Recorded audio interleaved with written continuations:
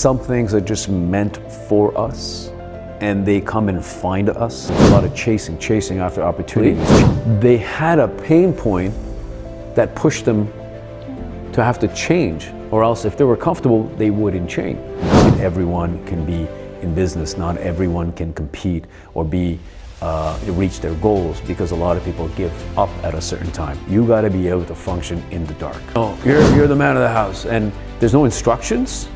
And there's no Google at that time, right? Yeah, there's no instructions, so you're just like, okay. All right, Kaz, thank you for joining me here today.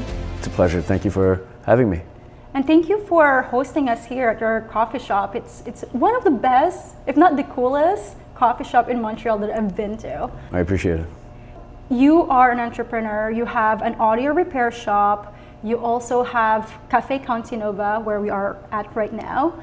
And what's so cool about your audio repair shop and this coffee shop is that both places host live music, and also here you host comedy shows, and that's actually how we met. Yes. Right? Because I walked in here, there was a comedy show, and my cousin was one of the comedians, and I was like, whoa, this is a really cool spot to to host a comedy show.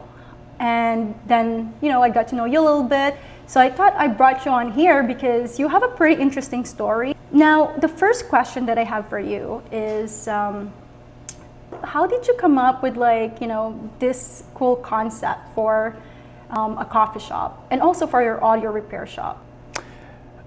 Great question. I think some things are just meant for us and they come and find us.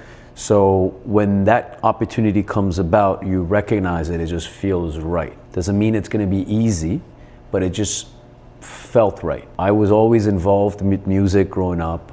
There was always music in the house as a child growing up, and there was music in the car. So I wanted to be a sound engineer. Never had the actual funds to do that because of my financial situation when I was younger. So I just went about my way I did a lot of sales, media, sales and marketing. In 2020, this opportunity to buy a local business that was failing at the time came about. I went to check it out. I felt right, like this was for me. It felt really good. And I was just interested in this whole world to start with the turntables, speakers, amplifiers, stuff that I would fiddle around, dismantle as a child or a young teenager. Then the opportunity for the cafe was just an idea because I had, there's concepts of kissa in Japan, which are little coffee shops. Kissa? Kissa, K-I-S-S-A, the concept that's being revived. And I thought, nothing is a better marriage than coffee and listening to vinyl. Because when you listen to a record on vinyl, on a record player, you're not skipping through. It's not a Spotify. You take your time to listen to it. I grew up with the cassette tape era, and it was too much work to forward. So we would just listen to the whole side A, side B, and we would know all the songs because you would have an album, and that album, you'd have it for months and you'd be listening to it on repeat. It's the same thing with records. And when it comes to coffee, it's the same thing. You take your time, you don't chug it. Coffee is a personal relationship. People have a very specific relationship more and more that I look into it because the warmth, just something hot, right? The nostalgia of the analog equipment, the music, and the idea of touching, feeling, sensing that appeals to all your senses, and then the coffee, it's all about senses because it's in the physical space. So all of that came about. Now, to answer your question, I would go back to what I said earlier, is that this was all basically meant for me. This is my purpose. This is the direction I need to go for this current moment, right? And that is what I focused on. And I get lots of enjoyment out of it. And the cafe here in St. Henry serves as more than just a hub, from what I'm recognizing, because I serve the coffee behind the counter myself. It has opened a lot of opportunities. It has opened a lot of doors for me. That allows me to meet a lot of good people, good quality people, that leads to, for example, our introduction a couple of weeks ago, and other individuals that I've met from all walks of life. So put yourself out there, and you're just basically, I would say, obedient to your purpose. What happens is that, and you take those footsteps, is that one footstep leads to another, the other one leads to another, and the right people come. You don't go chasing. I think what I've had as an experience in the past is that there was a lot of chasing after opportunities, chasing, because this is what society molds you to think. So if you can just sit and be still and discipline yourself to calm things down, you'd be able to see where the opportunities are, and you'd be able to see which people are right for what. I'm blessed with a great intuition. Being a 40-year-old man now, my intuition is getting better and better, and I've learned to trust it. That's what is basically not just hard work, but you gotta put in the work, the time, the dedication, the focus, but you also have to listen to your intuition. Wow. I didn't know you're this poetic. I'm deep. You're deep. I'm always thinking of a solution. You always have to be proactive. Now, I'm not saying I'm perfect, but as you do it, it's like a muscle. You get better and better, and you have to stop and think, oh, this situation with that person, or what can I do to fix this? What can I do to get this? So it's not just about dealing with the cash flow in and out, but if you can develop all those faculties of reading the room, reading people, seeing what's what, that development just comes with time, age, and experience. Wow. You're so lucky in a way too, because you found your purpose. It came very naturally and easy for you.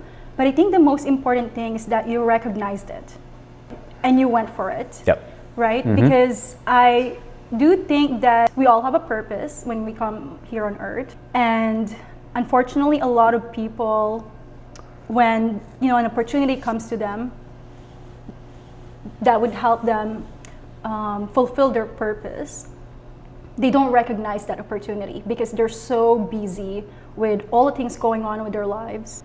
And that has happened to me in the past, right? Like I wasn't present. I was always anxious in my 20s, up to late 20s, early 30s. And I look back and I'm like, I miss all those opportunities because I was focused on things that I find now are not that important. You live and you learn, right? And then you adjust. Yep. And what you were saying is that when the right thing comes for you, all the people that can help you fulfill that purpose, kind of like the supporting characters in your hero's journey, they would come along. Yep. And I guess that's up to you, because we still all have a free will, but then that's all up to you. Yes. To recognize those people, to recognize that opportunity, and to go for it. Absolutely. Now, most people are told to focus on one thing. I've been told that many times because I do a bunch of things. I have a skincare brand. Now I just started a podcast. I'm publishing a booklet on breathwork and manifestation this month. So I get told that a lot. With you, for example, you have this coffee shop, and then you also have an audio repair shop, right? Yeah. Audiophonie. And then both spaces, again, like I said earlier, they host events, live music, and also comedy shows, like the one I attended last week or 2 weeks ago. Now, how do you manage that? Were you ever told that focus on one thing? Why are you doing two things at once? Honestly, I was never told to do one thing at a time. Personally, no one told me that. Okay. A lot of the business development people that I follow, or books that I've read in the past, usually they say, stick to one thing, focus on that one thing. And that one thing is not meant to be from now until the rest of your life. It's supposed to be for a period of time in your life. It could be a 4 or 5, a decade, half a decade thing. There is some wisdom and truth to that. And I think that if I look back, everyone's different. I had to make the mistakes I made to understand where I am now. For instance, in 2020, with the rebranding of Audiophonie, and then we had a bunch of people that just showed up, and now they're part of the team for a number of years, and there's more people that are involved. And I have a very great team, by the way. What that allows you to do is, I had a solid 2 years, right? 2020 to 2022, that I did nothing but Audiophonie every day, every day, every day, every day. The focus was there because it was laying down the foundation, the groundwork. There was nothing. You get what I'm saying? Mm-hmm. All we had was a name, and all we had a physical location, which I took up the space. I took up the lease, and I only had one technician that was there with the previous owners. Everything else was development. Everything else was people learning on the job. They had some basic skill sets, but they learned on the job. So a lot of that, you got to be patient. It's 5 years of work, going into 6 in June. When you put all that together, it compounds, right? And it's in 2022 that I had the idea, actually how the cafe started, is that I didn't want to manage no coffee. I have no idea of how to, run a coffee shop. Yeah. But it's not rocket science.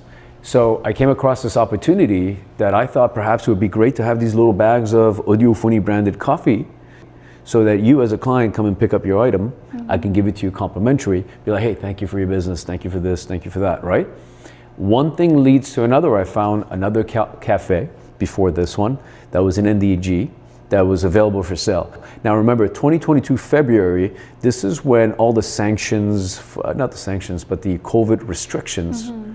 they were lightened up. Like you could now go to restaurants, businesses are opening up. So a lot of people by that time, they're just fed up of being in the restaurant business or coffee because it was open, close, yeah. Right? I was able to pick up a business in NDG actually that we closed back in 2024 because it was just too much.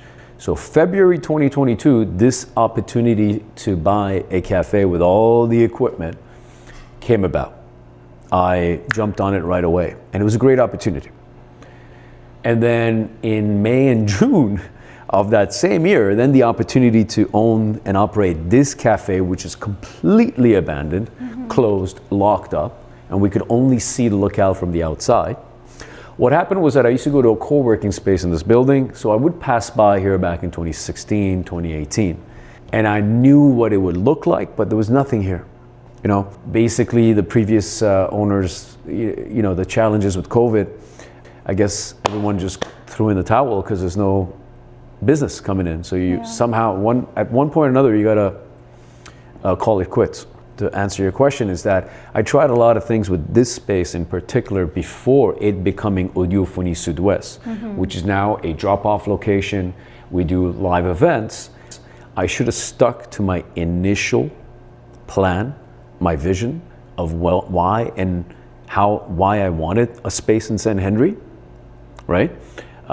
Whereas it was another Audiophonie, which was the initial, but we got sidetracked with trying to run a cafe with food, restaurant, all of this in a space which is very commercial, so it's very dependent. So there was a lot of tweaking, there was a lot of losing money, there was a lot of losing ground, and then gaining ground because it's a seasonal thing.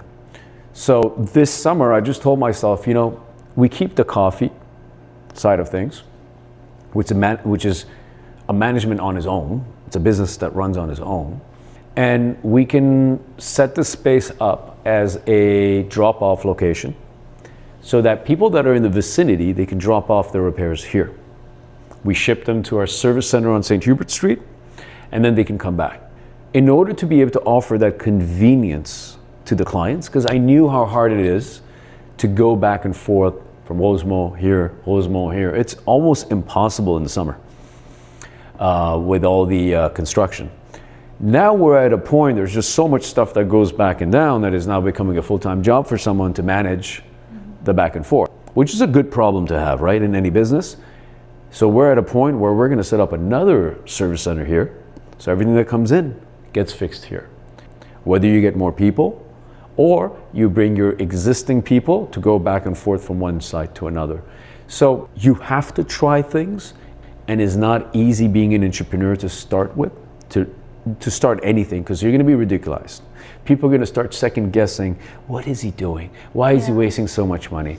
Why does he get up on a Sunday morning and come here when sometimes there's no business, there's no traffic? But you show up and you do it. You show up every day. You show up every day. And it sounds cliche, but you show up every day. You develop that muscle of getting up and doing it, right?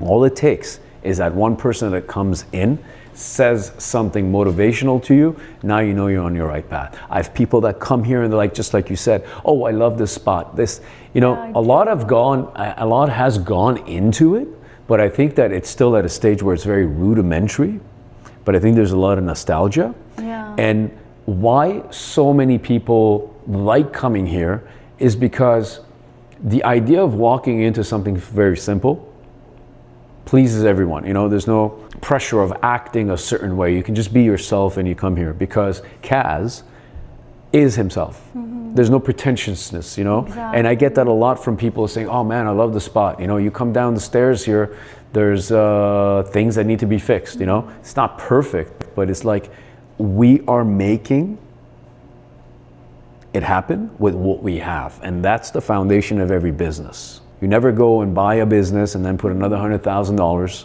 in renovations and hope for the best that it works and then realize, no, the demographic is right, the service is wrong. And, you know, a lot of people do that.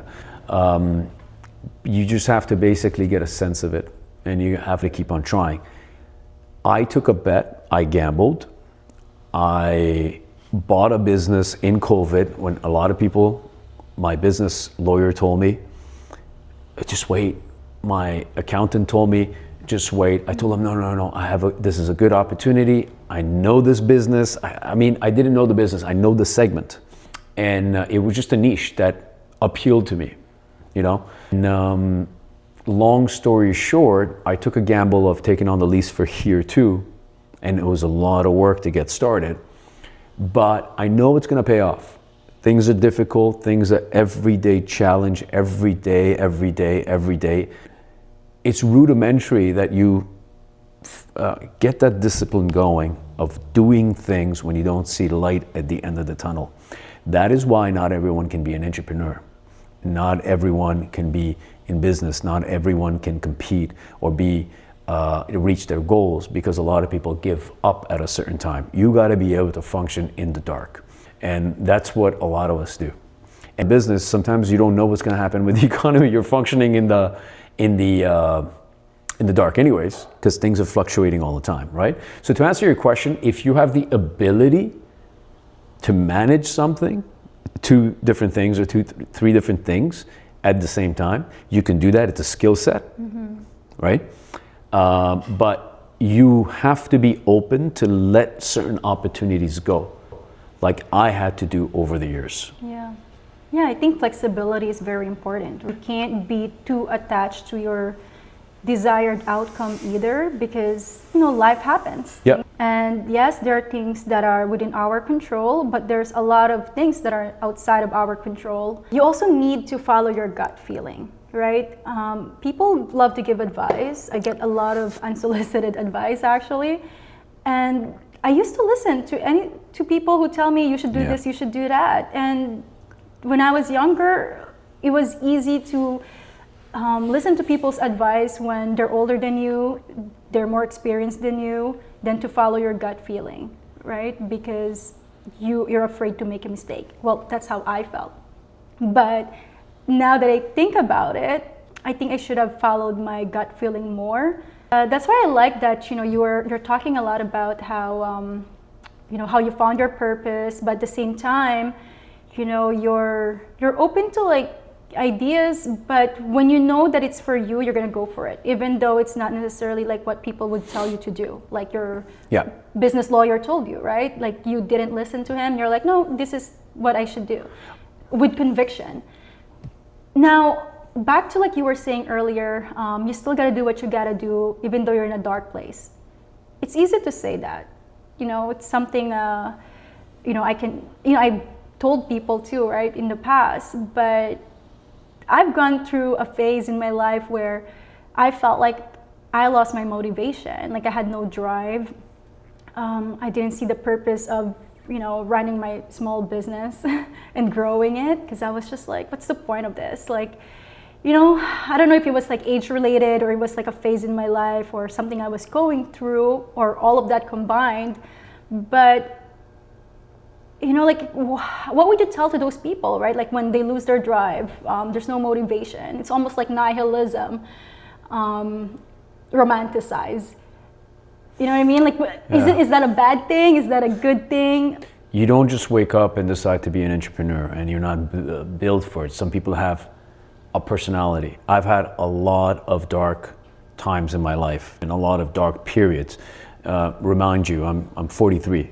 Ever since the age of 9 or 10, I've not had an easy life. I know you mentioned earlier it comes easy. It doesn't. For me to be able to operate, at one point I was operating 4 businesses. And I'm not saying all of them were, I was doing a great job at them, right? But you have to develop a mental fortitude. And I realized that a lot of people today don't have that. They have it, it's just a muscle you gotta develop. And how do you develop it though? It's over time. But what do you do? Like, what is your day-to-day like? Let's say today, you woke up today, you're like, I don't want to do this. When you create a habit out of something, you just get up and do it. You don't think about it. The problem with people not getting something done is that they think about it too much. Give you an example, you and your friends go to a lake and everyone wants to jump into the water. What happens? There's a couple of them that just go and jump. Water's cold, you feel it cold, it's uncomfortable the first couple of seconds, and then you're good. Then you always have that one person that's dipping their toes in the water like, I can't, The longer you do this, the longer that fear sets in, the longer and the bigger it gets, it just compounds. So sometimes you just have to jump in. People do, this is a fear that people have. The fear of failure, of making a mistake. This is, unfortunately, I've studied this, I've read books about it. This is a psychological thing of fear that's been passed down from generation to generation. I'll give you an example. Your parents, your toddler, or let's say they see a dog or a cat or whatever, like, don't touch this, that. There is a way of telling people to be cautious. And then there's a way of snatching the kid away and saying, this is information that's being passed down to a child, and they're going to view this as bad. It's like it's going to take a lot for them to get over that fear because it's been passed down, and that's the environment they live in, and the mentality. So it's mental fortitude. Now, to answer your question, how do you develop that muscle? I can't sit here and tell you, I'm great and I'm disciplined and all that. I'm very disciplined. And I have maybe a couple of friends that are very disciplined as well. But most people I talk to, this and that, like even friends or in my group, people don't always keep up a consistent routine or regiment. They always want to make an excuse of, it's cold, or I gotta eat, or work, or studies. Everyone works, everyone studies, everyone has a difficult life. You're gonna have a difficult life whether you do something or you don't do it, so you might as well. But it's a mental fortitude, and you don't just get up and you go through trials and tribulations in life, and once you come out, every problem, you come out ahead. And that builds your immune system, you become immune to problems. And then you become immune to challenges. And then you start getting more and more self-belief. Especially for, in my case, an example, I didn't grow up in an environment where people would pat me in the back and be like, you did great. There was none of that. There was always critique. There was always never good enough, right? So you grow up in an environment where you kind of fend for yourself, and with little by little, you get stronger and stronger. So if I'm 40 now and I've been basically going through ups and downs for the past 3 decades, you get to a point when you hit 40 as a male, like nothing can stop you. If you're focused, you know, if you have a belief system, that's a very important one as well, and then you are fit, because that's going to help you focus. There's nothing that can stop you. There's nothing that can stop me. I mean, where I come from and my environment and where I started, this is unfathomable to a lot of people. But it's a constant visualization, it's a constant focus, it's a constant, I can find a way out of this, you know? So it's just basically like a muscle. Now, do I want more out of life? Maybe, but I just want the right things out of life. I don't just want whatever and start chasing, because I've done the chasing. To come to where I am, to be able to manage 3, 4 businesses, which I'm just doing 2 right now, is my past has trained me to be able to work on several projects, because it was a survival mode all the time, right? It's also a personality type of being very competitive. See, I never, well, actually, You're competitive? Culturally, I'm trained and I was brought up to be competitive, especially on the educational side, right? Especially when you grow up in the Middle East, Pakistan and Iran, academics is everything. Yeah. So you have to focus on always being the best in your class, in a group of class of people that are always best. So you're always on it. So that mental fortitude comes in when you're very young. And that allows you to do other things in detail as you grow up. It's very interesting you said that. Like with me growing up, I wasn't in an environment like that, you know? But when I went to McGill, I was actually dating an engineer, and he was surrounded by high achievers. Yes. Right? Like they were getting the internships from like at Google, BlackBerry, Apple, Amazon. Being around him and his friends who were high achievers, I felt like, well, if they could dream that big and think that they're going to become like the next Steve Jobs or Bill Gates, why can't I think big too? Absolutely. So then I decided that like if they can think like that, they have this belief system because of their upbringing and their environments, their friends, their families, I could also adopt the same belief system.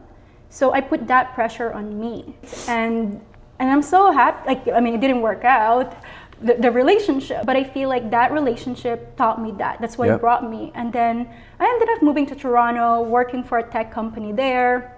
Like 1 year after I moved there, I started the tech events and was building a tech community there in a way too. So that was interesting. What you're saying about how you become competitive because of the environment that you're in. And a lot of people, unfortunately, they don't have that kind of environment, right? So they become stagnant in life and they don't try to tap on their potential, and they get comfortable, but then they live with regrets. Now, do you listen to podcasts? You mentioned earlier you read books. Like, how did those things influence you? And do you feel like you need to listen to them, or you need to read books around personal development in order to keep going, especially when, you know, like you mentioned earlier, you're in like dark phases in your life? Yeah, I did a lot of personal development. I didn't just inherit the skill of being able to make sales, close deals, which I love, by the way, and which helps me very much in the business I'm in. And a lot of people don't understand that side of a business, which is not just bringing in the money, but the interpersonal relationships and being able to go out there, and urgency is everything. So all of this you learn the concept first, and then you apply it in the real world. A lot of the personal development individuals that I listen to, like Robert Kiyosaki, Rich Dad Poor Dad, which is a classic. The first books, I won't lie, I read from front to end. And it was recommended by by one of my cousins. I would say Zig Ziglar. Not a lot of people know about him now. amazing sales and coach. Yeah, I used to listen to him too when I love it. in sales. Yeah. I love it. I love everything that he talks about. It wasn't sleazy. It was very real. And I also listen to just basically a lot of things about mental understanding. And what I'm interested on more and more now, it's the psychological side of things. So I listen and read books about that, just so I can understand the psyche of people that work for me, that I work with, and individuals that I deal with, whether it's customers, landlords, or my own team, my own employees. It's all about understanding the reason behind someone says what they say and why they do certain things. You have to develop, you also have to project yourself as, although it's a small business, you have to, put yourself at a level of chief executive officer. So if I'm doing this for a number of years and then in 5-6 years I want to go get an MBA, I'll ace it because I got the real world experience, and now I'm going to get the theory that's going to help me get to the next level with that theoretical side, Yeah. So the idea is, for example, when you communicate with someone on your team and they keep on making the mistake, or you tell them something, they're not applying it, a lot of times it's frustrating. But when you go deeper and you try to understand why didn't they apply, and you realize they don't mean to be disrespectful. It's a question of focus, and it's a question of distraction, and it's a question of how do they assimilate information.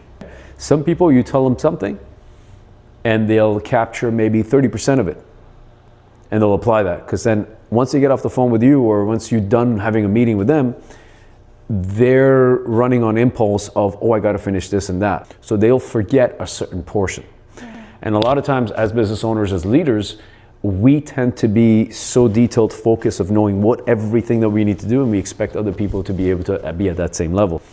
Well, you have to recognize that they're not, because they have other impulses competing with the advice and the requirements that you have. Okay?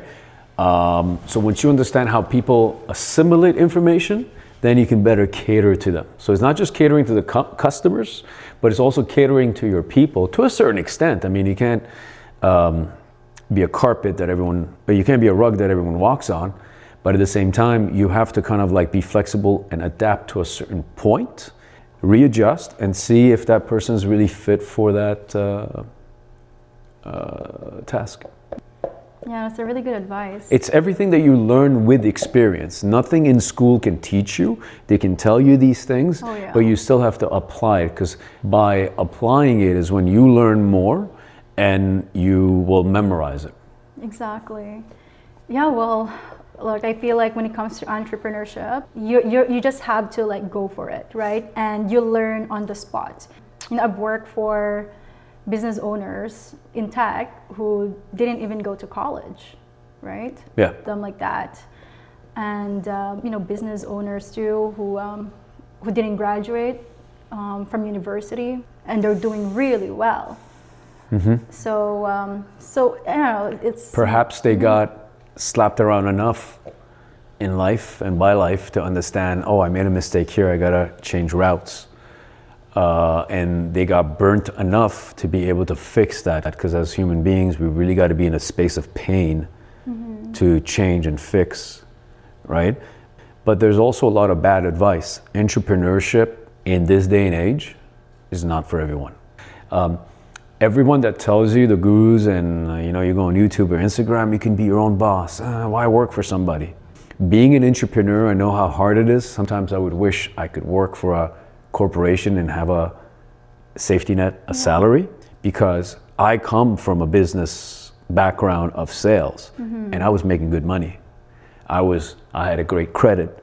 I was able to buy properties. I was able to invest. My personal income, personal expenses are very low, But when you think about that and the skill set you acquired, so when you become your own boss, It's really hard. you're working Sundays, you're working Christmas Day, you're always working. And even if you're off and it's closed, you're thinking because that thing is due. You got to send remittances to the government, and then like pay is due. So it's never a non-stop. And everyone's like, gimme, gimme, gimme, gimme. Everyone has a requirement. And you can never catch your breath because even on a day off, there's a text that comes in, there's an email that comes in.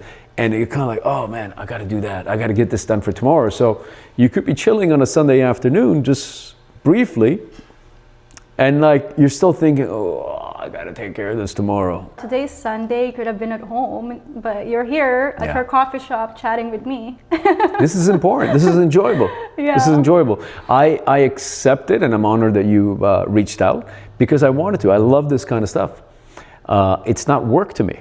You know, even for me, it's quote unquote work, but it's not because it's just like the rush of getting that done is great. Yeah, no, entrepreneurship is not for everyone, and I feel like it's something I'm trying right now. And you know, I go back and forth, right? I'm like, oh, should I just get another job? You know, and I'm just open to possibilities. Like I don't want to like be like, okay, no, this is the only path for a successful, fulfilling life. I'm open to anything, you know, and that's why I started this podcast too, because by having my own podcast, I'll be able to interview people like you who are inspiring, who are doing the things that gives them a sense of purpose in life. And I learned from you, I learned from people that I've interviewed so far. And maybe it'll just open up more doors for me, and it'll help me figure all these things out, right? Yeah. What a lot of us are battling, including myself, is the stage that is set in society that you have to be successful, you have to achieve, you have to make this much money, you have to have this car, you gotta live in this kind of house. It's all false, right?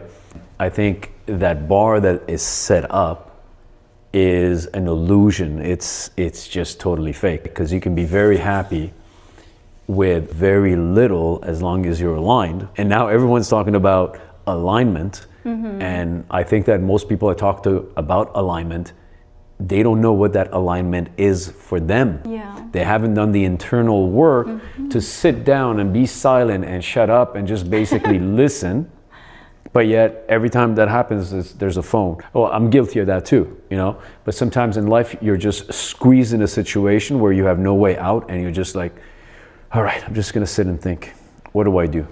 I just wait, you know? So are you like meditating when you're doing that? Well, meditation comes in different forms. I'm sorry, I don't mean to be condescending. From what I understand and what I've learned, meditation comes in different forms.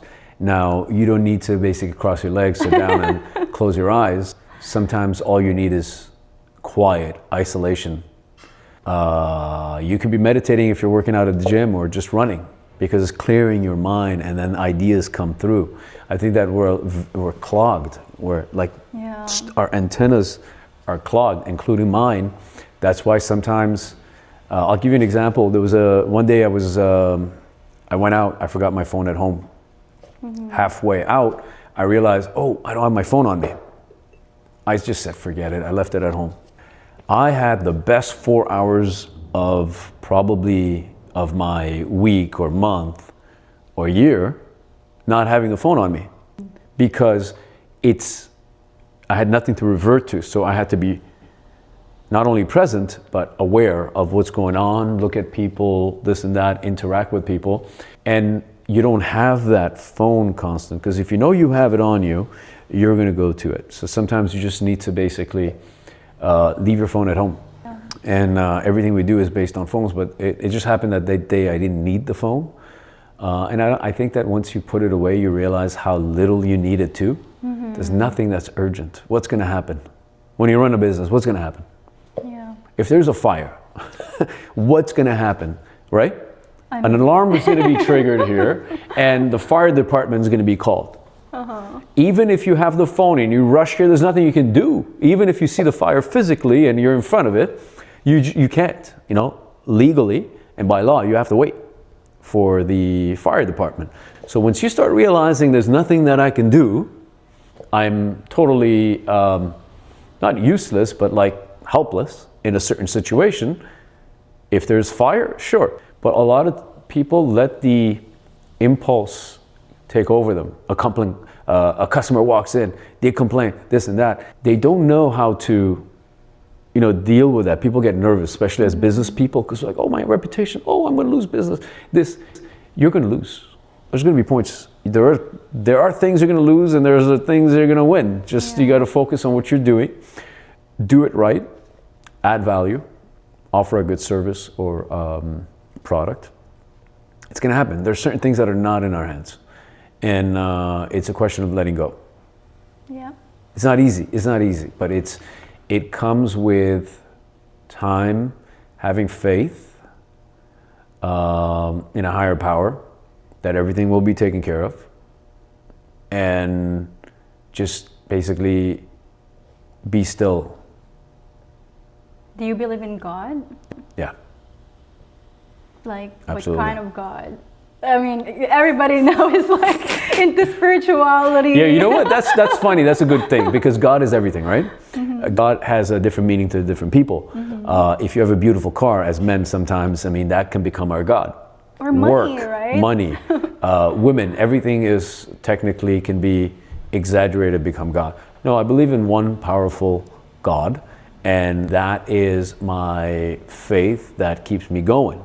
Because even when there's challenges, you know that the challenge is there for you to learn from.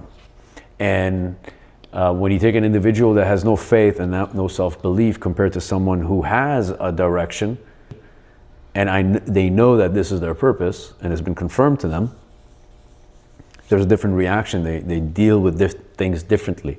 They'll see things go through. So it's getting very philosophical, but I could go on, and I'm talking from experience.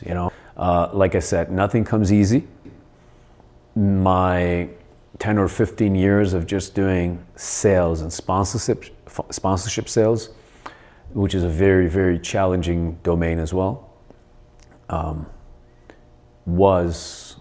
builds you up for, learning rejection, appreciating rejection. Rejection is a good thing. Look, I was in sales for like almost 12 years or over 12 years. I don't remember. Yeah. I actually love the challenge of, going after something and the possibility of me getting rejected, and how I'm able to like bounce back after rejection.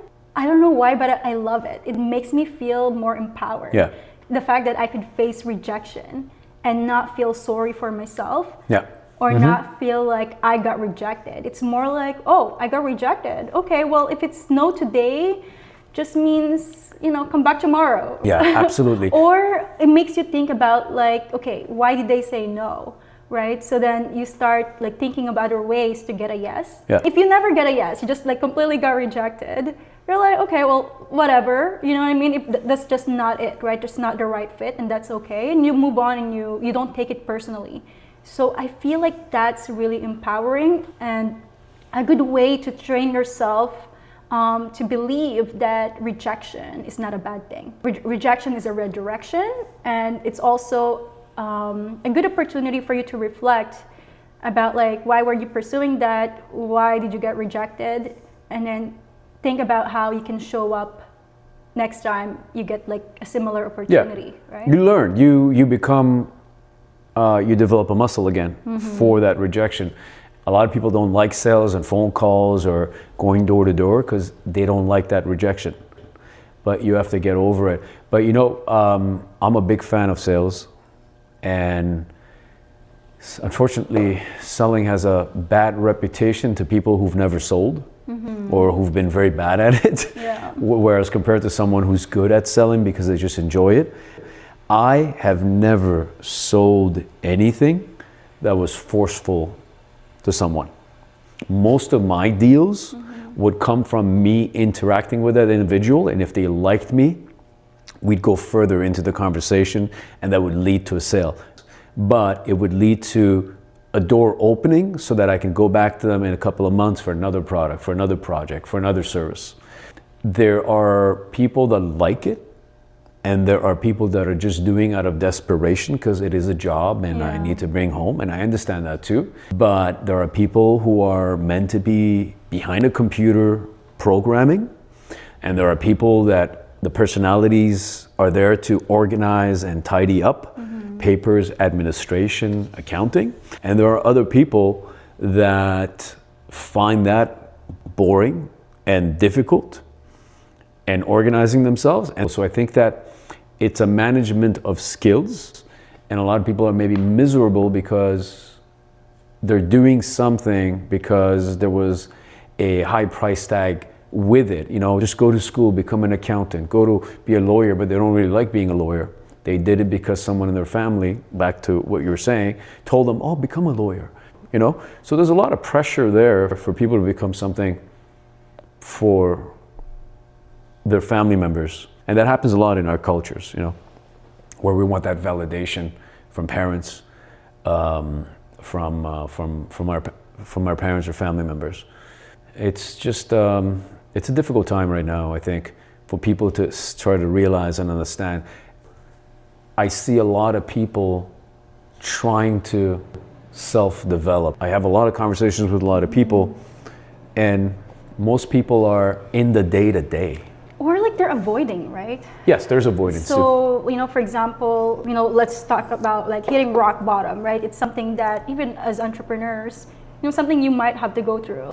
You know, like life happens, you know, let's say you're running a business and then, I don't know, if let's say you're in a relationship and then that doesn't work out, or you're married, you get divorced while you're growing your business, like that can really like get you sidetracked and hit rock bottom, right? And you have two choices. You either develop from that pain, like you use that pain to fuel your ambition and your drive. Yeah. Obviously you're gonna grieve maybe for a few weeks, a few months even. Just get over it after, right? But you're gonna have to do something about that pain, about that loss, that grief. Either you use that to fuel your drive, your ambition, and your motivation, or you let those feelings keep you in the bottom, right? And what some people they do, victimhood and also drugs, right? Yeah. Instead of kind of just like sitting with the pain and the grief and processing it, naming it and saying this is normal, I feel it, but I'm gonna get through it. Yeah, give it time. And then I'm gonna surround myself with the people who could uplift me, and so on. Some people, maybe because they also don't have the right support system, right? So, you know, they turn to drugs to numb the pain, to not feel what they're feeling, to escape also, right?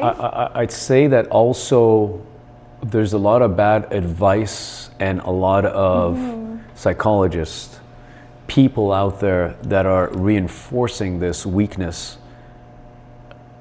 If you were in a country where you had to fend and work every day like to survive, right? And you had to fend every day to bring food on the table because you don't have any kids, but your siblings and your mother or your parents depend on that. You do not have time to think about, oh, poor little me. You just do it because that's what you have to do. And when you put people in a circumstance and society where there's abundance, you know, I can order something on Amazon, get it tomorrow. I can open the tap water and drink it. There's no advisory. And I can just go out there till 3, 4 o'clock in the morning and be safe. People put their guards down. They become comfortable. And unfortunately, that type of society is on a decline, right? You need to have and you can't develop mental fortitude in an environment which is always plush, comfortable, you know? And you have to be able to know how difficult it was, which most immigrants know that have come here, and they can do the comparison, right? And a lot of the second generation, or even, let's say, immigrants that came here in the 70s and 60s, they've become very comfortable with the lifestyle because they've become accountants, like family members of mine, and they've bought into the American dream, which why we all came here, right? Or the Canadian dream, I guess. Yeah, I mean, it is the Canadian dream is the American dream, to be free and to be able to be in a free market and do what you want to do to, prosper. And this market allows us to do that. Yeah. But if you have to be in a difficult situation every day to make sure you bring in enough sales, to make sure you bring in enough money, because now you got to bring food, the basic necessities, people act differently, right? There's very few suicides or depression in the countries like that because their minds are on survival mode. So is that a good thing to be in survival mode then? To some extent, for a certain degree, yes, because if you want that mental fortitude, what happens with the muscle? You stress it. It's constantly under stress, and then it breaks down and it builds again and it gets strong. I'm talking about like our bodies, right? Or even our mental. You can't get strong. You can't make a 20-year-old who lives still at home and everything's provided for. Yeah. Make him understand life, right? So do you think, so we're basically saying that it's a good thing to have responsibilities in life, because if you don't really have responsibilities and you're comfortable in life, you're not gonna build that mental fortitude. And when life hits you, because you're so comfortable and you didn't develop that mental fortitude, it's gonna be harder for you to get out, and you might lean onto like escapism, right? And we have many chances of escaping. Like you have a credit card, you're tired of the cold, but you're not really doing anything with your life. You can just take a vacation down for 5 days, 7 days to Cuba. It's easy, right? You go to the supermarket, you're on a diet and you don't want to eat any cake and donuts. It's there, right? Whereas in the more impoverished countries, that's a luxury. Yeah. And you might get that once a week or once a month, or on a birthday occasion, right? Yeah. So people focus on the fundamentals instead of the luxury. So I think we both understand that because we've both seen that. And it's just, that's how it is. We're focused on so many different things. It's like the Roman Empire when they used to distract people with the Colosseum and all the games in the Colosseum. It was just to entertain people so that they can stay docile. And as long as people are docile, they're going to keep on doing what they want because that they want to feed in that feel-good hormones of entertainment and leisure. And that's where the problem is. You got to be able to, in the Bible it says you have to die to yourself. And people are like, I got to die? No, you have to die to yourself. The desires of what you want right now. You know what I'm saying? Yeah. For example, on a Sunday, I could have slept in a little bit more, right? But you're like, no, I got to get up and do something because it was already planned, right? Or like today, right? Like showing up here today. But that's, for me, that's nothing. That's like whatever, right? But it's really, this is fun. Yeah, but the thing is, even though if it wasn't fun, if I committed to it, I would do it. But at the same time, what I want to explain this message without people thinking that I am full of myself, because being disciplined came from a point of pain as a child, right? So you have to do certain things while you're ridiculed, you're bullied and all that, where you become a certain person over time, right? And if you look at every successful person that we know in our circles, right? Or we know publicly, they had a pain point that pushed them to have to change, or else if they were comfortable, they wouldn't change. You look at guys like Mike Tyson. You look at guys like Tiger Woods, maybe those are not great examples, but we have to, with all due respect, give them the recognition they deserve because of the work they put in, right? Nothing comes easy. Even being lazy is difficult. Oh yeah, so you choose your pain. Now, who hurt? You got to choose your poison. Yeah, Kaz, you're talking about pain, like somebody hurt those people, right? Or something hurt them. Who hurt you? Who hurt you? Yeah, who hurt you? Why did you decide to have an audio repair shop? I had a difficult upbringing. My parents were very tough on me. They're still tough on me, but I just don't, as a man, I don't, I recognize it, but I don't need the validation. You know what I mean? So I guess they did it because, and it's nothing tragic, but I guess because of their upbringing, they passed down that down. So if I have kids too, I'm going to be tough on them. But you know, the thing is, some people are just tough on people. But I think that you got to kind of like be tough and then reward. Reward what though? Huh? Reward what?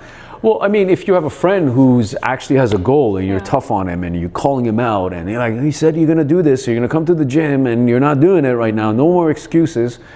And they do it, you know, you see their progress, you got to be like, oh man, you got it, man. Yeah, you're doing it. It's cool.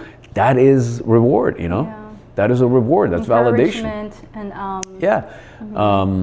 so I think who hurt me is just in life you'll get hurt. I don't think about why and who. I'm a grown man, you know, like you don't sit down and ask those questions. That's the way it is. At least that's what I think. That's how I was brought up. I was given a lot of responsibility because I had also younger siblings since a young age, and you grow up in a culture where it's like, be the man. You know, you're the man of the house, and there's no instructions.